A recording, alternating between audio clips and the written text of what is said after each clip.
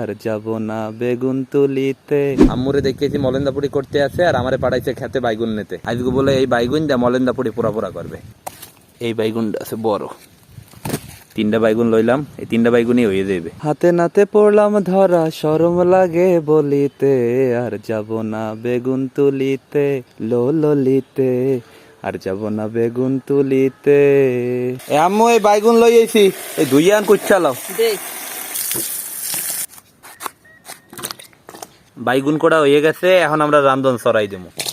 বাইগুন দিয়ে মলেন্দাপুরি পোড়া পোড়া করার পর নেই প্রথমে দিতে আছি সয়াবিন তেল, কুচাইনা পেঁয়াজ, কাঁচামরিচ, পেঁয়াজ বাটা, রসুন বাটা, নুন, হলদির গুঁড়ি, মরিচের গুঁড়ি। এখন সবকিছু ভালো মতো একলগে মাখতে হইবে। অল্প একটু পানি। এখন চুলার উপরে পাইলা দিয়ে হরাই দিয়ে ডাইকা থুমো। উতলাই উঠছে, এখন বাইগুন দিয়ে দেবো। আম্মু এখন হরাটা উস্কাইয়া বিলাতি ধনিয়া পাতা দিয়ে দাও।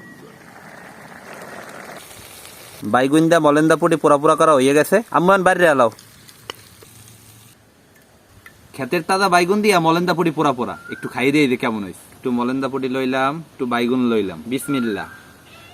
বাইগুন দিয়ে মলেন্দাপুরি পোড়া পোড়া সেই মজা লাগবে। একটু হুদা মলেন্দাপুরি খাই।